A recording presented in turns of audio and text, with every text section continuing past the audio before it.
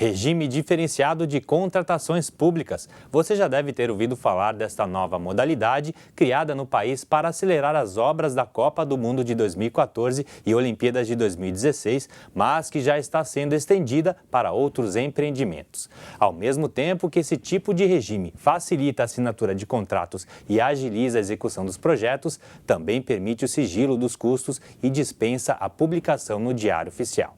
Afinal, quais são as reais vantagens e desvantagens desse novo procedimento para a sociedade? Isso é o que nós vamos discutir agora no Conexão Pública.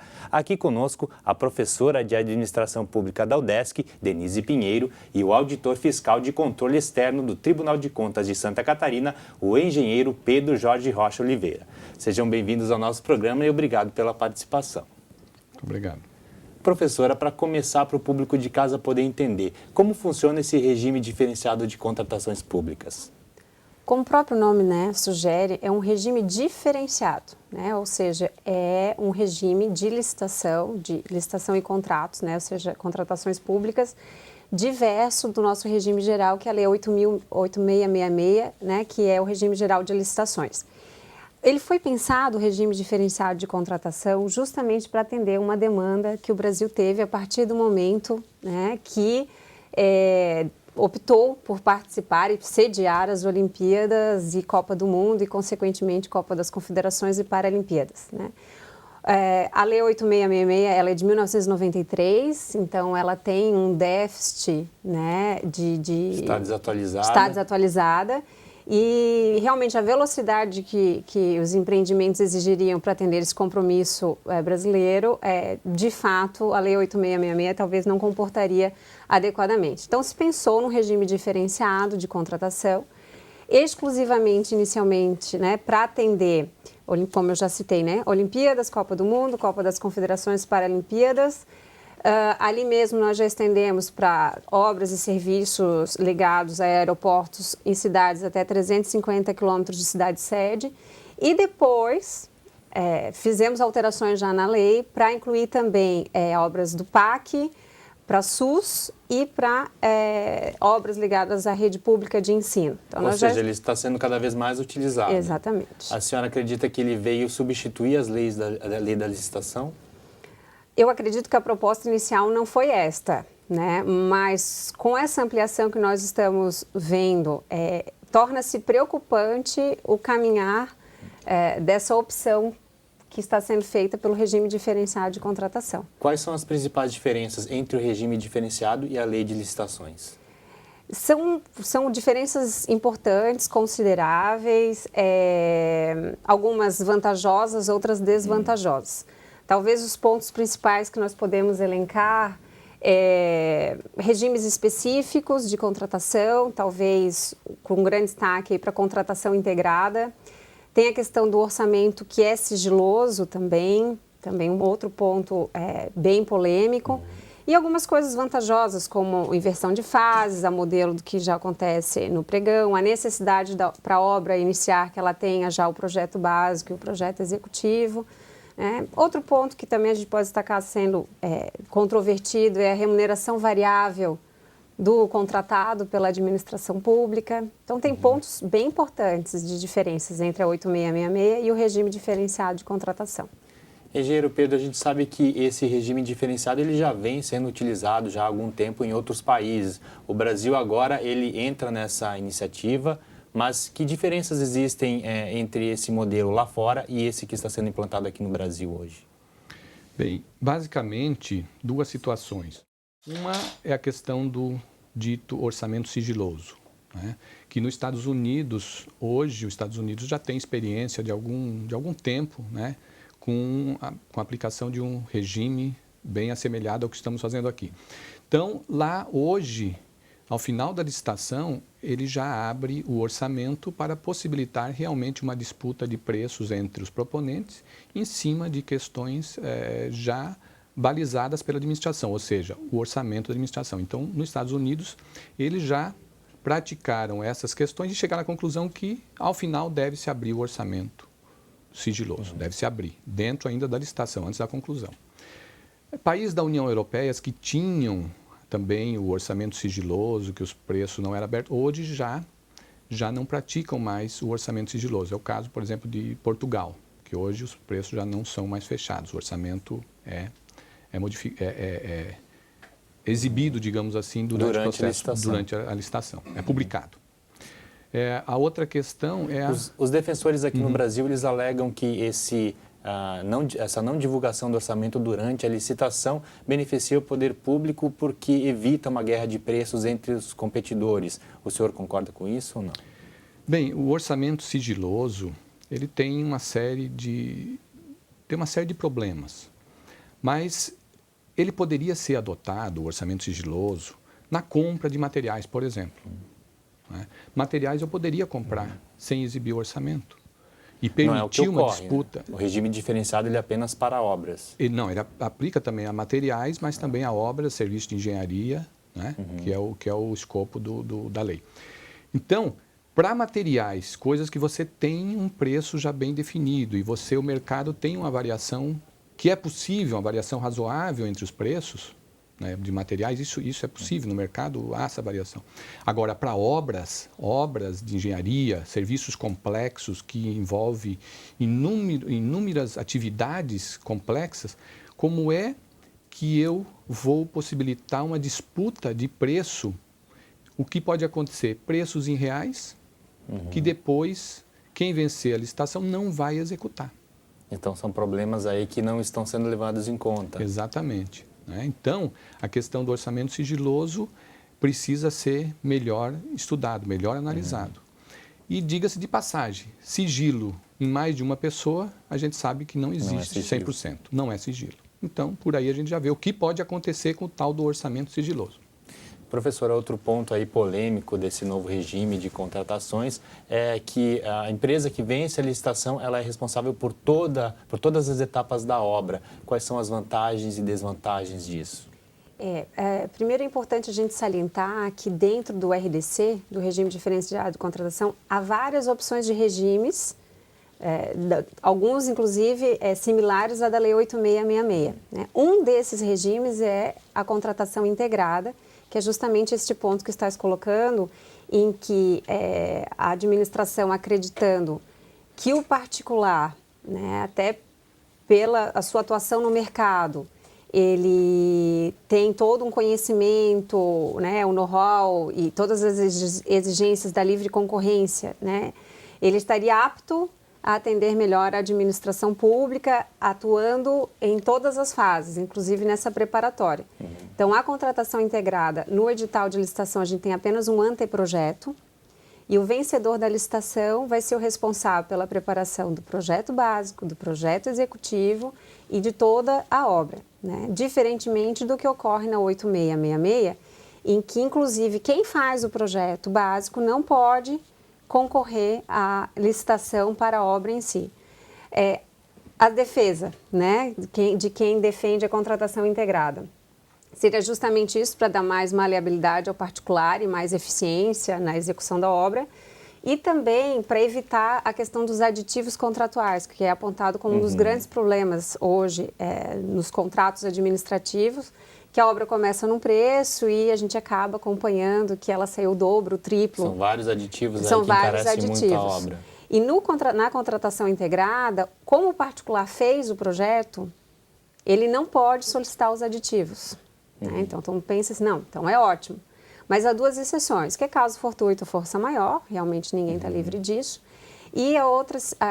São exemplos de caso fortuito e força maior, são eventos fenômenos aí da natureza, exatamente, Isso. que acaba encarecendo a obra, né? Acaba atrasando a realização da obra. E a outra situação em que pode vir a ter esse aditivo, essa alteração no contrato, é por solicitação da própria administração pública. Aí uma pergunta que é inevitável, né? Se a administração não participou efetivamente na delimitação do objeto do que ela deseja, se ela fez apenas um anteprojeto, se de certa maneira deixou a iniciativa privada com todo esse poder de atuação no contrato, é bem possível e é bem provável que ela vai identificar, né, necessidades para serem atendidas e a modificação vai ser inevitável. Nesse ponto, né, professora, na questão do anteprojeto, a administração faz apenas o anteprojeto e passa para o contratado fazer o projeto básico, o projeto executivo e executar a obra. Ora, um projeto de engenharia, de uma obra média, de uma obra complexa, você não faz em menos de 4, 6, 8, 10 meses um projeto. Então você contrata a empresa e ela vai levar 6, 8, 10 meses para fazer o projeto. Né? Olha o quanto isso pode ser complicado. Né? Quanto pode demorar, inclusive. Exatamente. Então nós vamos fazer um pequeno intervalo agora e voltamos em instantes com o debate sobre o regime diferenciado de contratações públicas. Até já!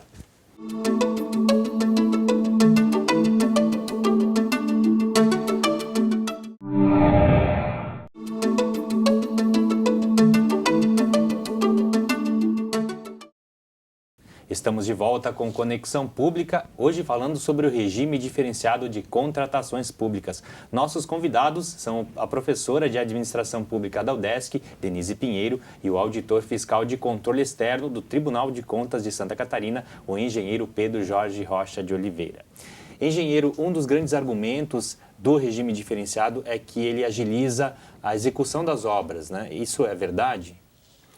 Bem, na verdade, o fato é que o regime veio com uma proposta de tentar resolver a questão da contratação em si, agilizar a contratação, ou seja, o processo licitação, processo licitatório, encurtar prazos, né, ultrapassar etapas que pela nossa lei 8666 às vezes é um pouco demorada.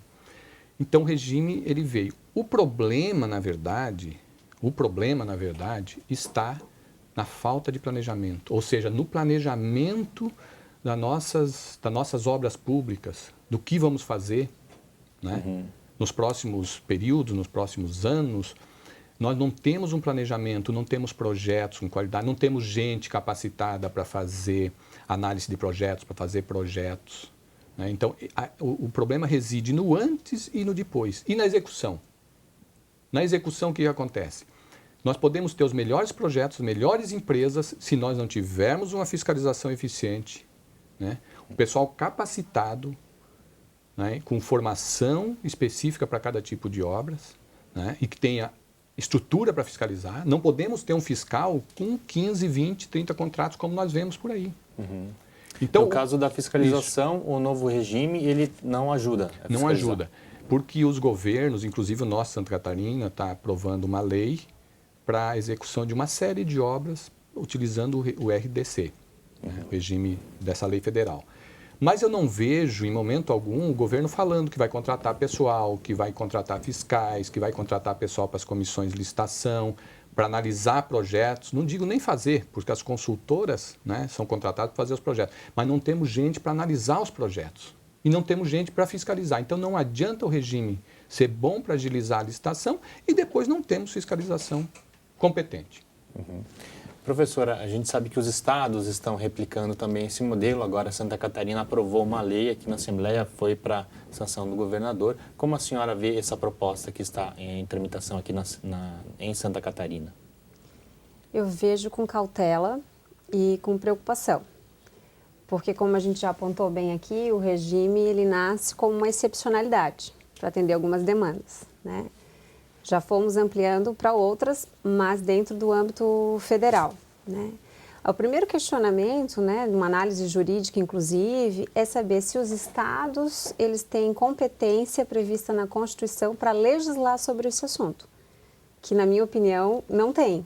Nós temos lá um artigo da Constituição que diz que normas gerais sobre licitação é de competência privativa da União.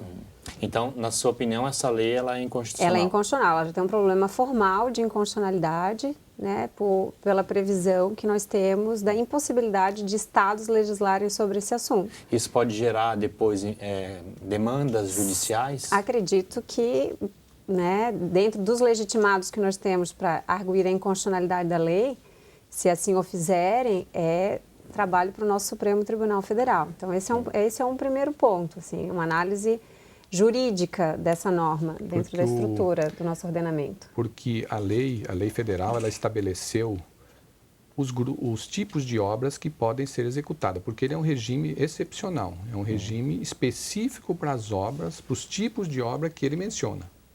né? Como ela não é uma Quais norma são geral, esses tipos de obras, engenheiro? são as obras, que não é o nosso caso, obras de aeroportos, né, para a Copa do Mundo, os estádios de futebol, as obras para as Olimpíadas e depois aqueles de origem com recursos do PAC. Grandes federal. obras de infraestrutura. Obras de infraestrutura do PAC.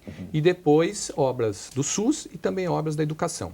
Então, esse grupo de obras, tudo que estiver dentro desse grupo, se o Estado pode utilizar o regime, ele pode utilizar para esse grupo de obras. Ele não pode extrapolar o que a lei estabeleceu. Então, Essa esse é o proposta problema. aqui em Santa Catarina, ela prevê, então, obras para o Pacto de Santa Catarina. Pacto de Santa Catarina. Se forem aquelas obras elencadas na lei federal, dentre aquelas, o Estado, se ele pode adotar o regime, teria que ser dentro daquelas. O que não pode é o Estado de Santa Catarina fazer outras obras que não estão elencadas na lei federal. Então, devemos mudar a lei federal. E se, né, é para fazer as obras já elencadas na lei federal, não haveria necessidade da lei estadual, né? Professora, esse novo regime de contratação pública ele ainda é recente no Brasil, mas já é possível tirar algumas conclusões, ver resultados desse novo regime? É realmente uma coisa recente, né? E talvez, acho que a grande qualidade, né, vendo um aspecto positivo, foi trazer uma discussão sobre a nossa legislação de forma geral sobre licitações. Que ela está ultrapassada e Isso. precisa ser revista. Isso. Então, a Lei 8666, que já falamos aqui em alguns momentos, ela, por exemplo, ela tem 136 projetos, uma faixa, 135, 136 para ser modificada. E está lá no nosso Congresso Nacional, né? Portanto, esse caminho que está sendo escolhido de fazer obras pelo RDC e ampliando, pelo menos chama a atenção da sociedade, para os estudiosos e as pessoas da área, temos que parar para pensar. Eu acho que essa é a grande qualidade. Agora, as questões dos contratos em si... Algumas situações já foram analisadas, inclusive, por técnicos do TCU. No caso da Infraero, 61 contratos foram feitos até o mês de março, mais ou menos, 61 contratos foram feitos pelo RDC, da Infraero. Sendo que destes, aquele argumento, inclusive, que reduz preços, na verdade, não se concretizou. Porque pela Lei 8666, nos contratos, nas licitações que foram feitas por essa lei, houve uma redução, em média, do valor da administração em torno de 12%. E pelo RDC, nesses 61 contratos, a redução foi, em média, 5%. Então, por ali já não se concretizou realmente a redução de preço. Houve, sim, uma redução um pouco no tempo da demora de realizar a licitação. Pelo RDC foi menor. Por que o senhor acha que essa redução não se concretizou? Porque, na verdade, o que acontece? Obras públicas... Não há como você fazer com preços em reais. Então, se a administração... São obras muito grandes. Muito grandes. E é o seguinte, se a administração fez o orçamento e ela deve fazer com base nos preços de mercado, os preços reais de mercado, porque senão não teria sentido a administração fazer orçamento. E aí eu digo, não precisa ser sigiloso, faz o orçamento real e mostra. Então, se o particular ele propõe preços menores, bem menores do que a administração estabeleceu, não vai executar. Entende? Então, na verdade, é isso. Não vai haver muita redução de preço, nem pode haver. Porque se acontecer, como eu disse, os contratos não vão chegar ao final. Bom, professores, realmente é um assunto aí que rende muito tempo de programa, mas infelizmente o nosso aqui chegou ao fim. Eu agradeço bastante a presença de vocês no nosso programa e essa discussão bastante importante. Muito obrigada. Só queria destacar que, apesar de eu estar aqui como funcionário do Tribunal de Contas, o Tribunal de Contas não tem posicionamento oficial sobre essa questão. É um posicionamento pessoal. Pessoal, porque o Tribunal não analisou, até porque a lei estadual ainda não foi sancionada, então o Tribunal não tem parecer, não tem decisão a respeito do RDC. Então tá bom. Muito obrigado novamente pela obrigado. participação de vocês. Muito obrigado. E o Conexão Pública vai ficando por aqui. Semana que vem tem mais debates sempre sobre a administração pública. Até lá.